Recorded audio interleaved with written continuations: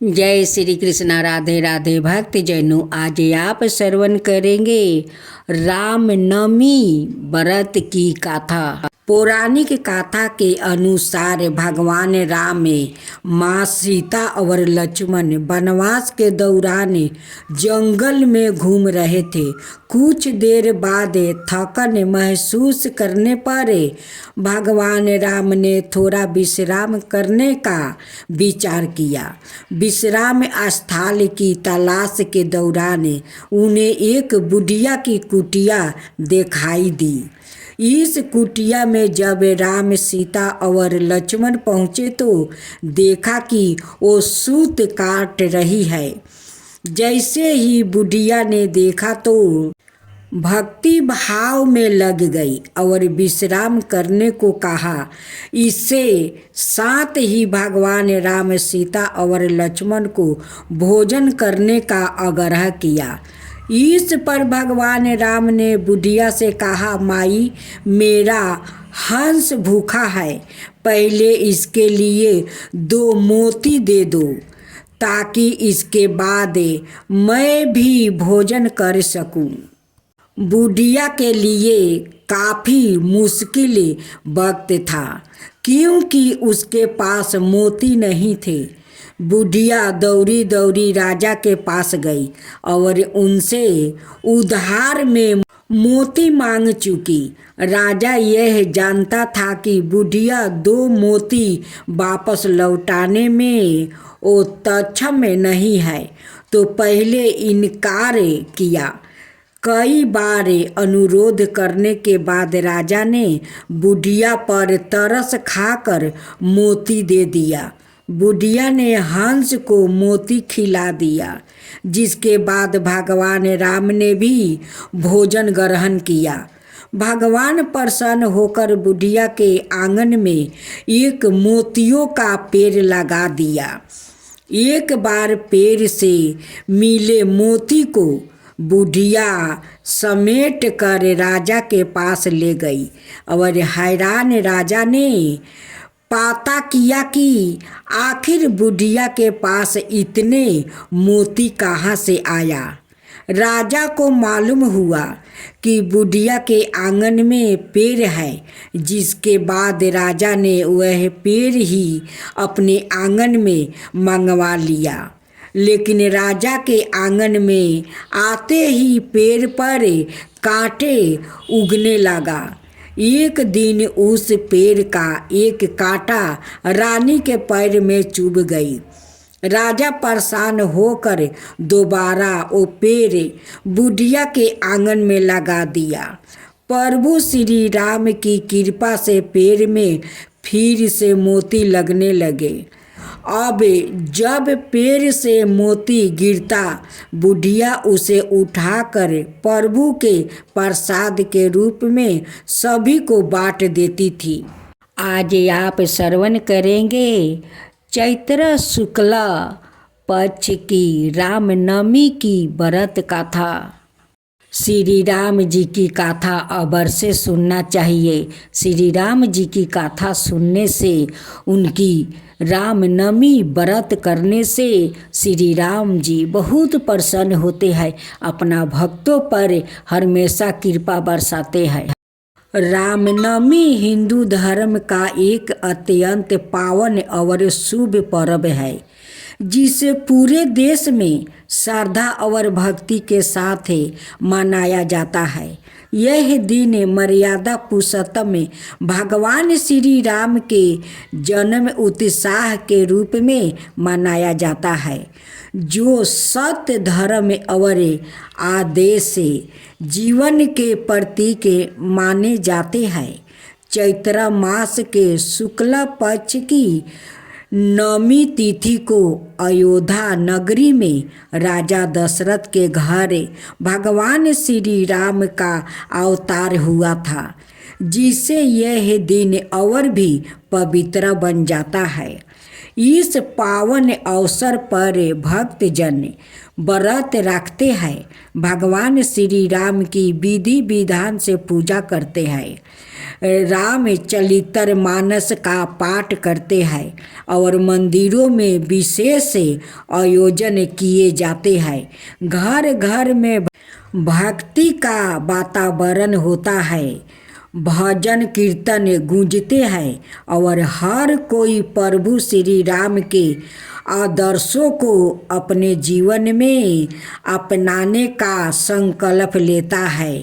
राम नवमी हमें यह संदेश देती है कि हमें हमेशा सत्य के मार्ग पर चलना चाहिए, अपने कर्तव्यों का पालन करना चाहिए और धर्म की रक्षा करनी चाहिए। भगवान श्री राम का जीवन हमें सिखाता है कि कठिन से कठिन परिस्थितियों में भी धैर्य, मर्यादा और करुणा का साथ नहीं छोड़ना चाहिए। इस पावन दिन पर प्रभु श्री राम की कृपा सभी भक्तों पर बनी रहे और उनके जीवन में सुख, शांति और समृद्धि का वास हो। यही इस रामनवमी पर्व की सच्ची भावना है। अब श्रवण करेंगे श्री राम राज्य अभिषेक की कहानी। रात्रि में विश्राम के बाद प्रातः काल विभीषण ने श्री राम से हाथ जोड़कर कहा, प्रभु अब आप स्नान करके दिव्य वस्तु धारण करें और अंगार का सदुपयोग करें। उसके बाद सुंदर भोजन को स्वीकार करें। मुझे कुछ दिन अपने अतिथि सत्कार का सौभाग्य प्रदान करें। भगवान श्री राम ने कहा, विभीषण, मेरे लिए इस समय सत्य का आश्रय लेने वाले महाबाहु भरत बहुत कष्ट सह रहा है। वो अत्यंत सुकुमार और सुख पाने के योग्य है। उन धर्मपरायण भरत से मिले बिना मुझे कुछ त्याग कर देंगे और तुम शीघ्र ही मुझे अयोध्या पहुँचने की व्यवस्था करो। भगवान श्री राम के इस प्रकार कहने पर विभीषण ने तत्काल कुबेर के पुष्पक विमान का आवाहन किया। विश्वकर्मा द्वारा निर्मित वो विमान समेरु शिखर के समान ऊंचा और विभिन्न रत्नों से सुशोभित बड़े बड़े कमरों से विभूषित था। उसमें नीलम के मलियान सिंहासन लगे थे। वो मन के समान था। वानरों को विभीषण के द्वारा रत्न और धन से सम्मानित कराने के बाद श्री राम, लक्ष्मण और सीता के साथ उस विमान में सवार हुआ।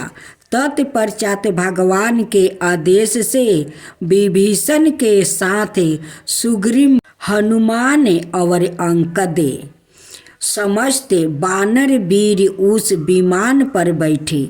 फिर भगवान श्री राम की आज्ञा पाकर वो उत्तम विमान अयोध्या की ओर उड़ चला।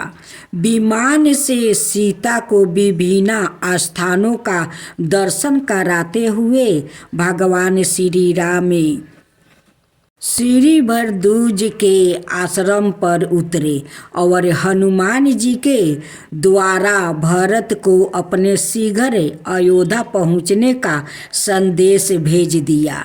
हनुमान जी से श्री राम का संदेश प्राप्ति करे श्री भरत साहस आनंद विभोर होकर पृथ्वी पर गिर पड़े और हर्ष से मूर्छित हो गया। क्षण भर बाद उन्होंने उठकर हनुमान जी को जोर से अपने अंग के पासा में उभर लिया और कहा, सौम्या, तुमने यह प्रिया संबंध सुनाकर मेरे तन में नवीन प्राणों का संचार कर दिया है। तुम्हारा सदाए ऋणी रहूँगा। फिर श्री भरत ने अयोध्या में श्री राम के स्वागत का अभूतपूर्व प्रबंध किया।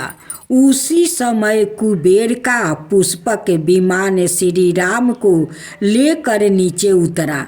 भगवान श्री राम ने अपने पैरों में पड़े हुए भरत जी को उठाकर गले से लगा लिया। फिर वो यथा योग सबसे मिले। चारों ओर आनंद से फूलों की वृष्टि होने लगी। तदंतर भगवान श्री राम के राज्याभिषेक का वह दिव्य समय आया। ब्राह्मणों सहित श्री वशिष्ठ जी ने जल से श्री राम का सीता सहित अभिषेक किया। उसके बाद श्री वशिष्ठ जी ने ब्रह्मा जी के द्वारा बनाए हुए सुंदर हीरो मोती और विभिन्न आभूषण से श्री रघुनाथ जी को अभिषेक किया। वानरों राज सुग्रीव में विभीषण और शत्रुघ्न जी श्री राम के पास खड़े होकर धवल चावर डोलाने लगा। इस पवित्र अवसर पर वायुदेव ने सौवर्णमय कमलों की बनी मालाएं श्री राम को भेंट की। श्री राम के अभिषेक के साथ देवगण गंधर्व गान करने लगा और अप्सराएं नृत्य करने लगी। भगवान श्री राम ने ब्राह्मणों को असंख्य गायों के साथ विभिन्न प्रकार के रत्न दान में दिया। श्री सीताराम के पवित्र जय घोष से धरती और आकाश गूंज उठे। उस समय पृथ्वी हरी भरी हो गई और वृक्ष फूलों से लद गया। फिर श्री राम के शासन काल में चिर स्मरणीय राम राज्य की स्थापना हुआ, जिसे हम आज भी याद करते हैं। श्री राम जी की उत्साह के आनंद फूर्ति के साथ हम लोग मनाते हैं श्री राम जी को रामनवमी। हनुमान जी की कथा। राम भक्त हनुमान जी को कलयुग का सबसे प्रभावशाली देवता और भगवान शिव का 11वां अवतार माना जाता है। पौराणिक कथाओं के अनुसार जिस समय असुरों और देवताओं ने अमृत प्राप्ति के लिए समुद्र मंथन किया था, तब अमृत के लिए देवता और असुर आपस में ही झगड़ा करने लगा। इसके बाद भगवान विष्णु ने मोहिनी रूप धारण किया।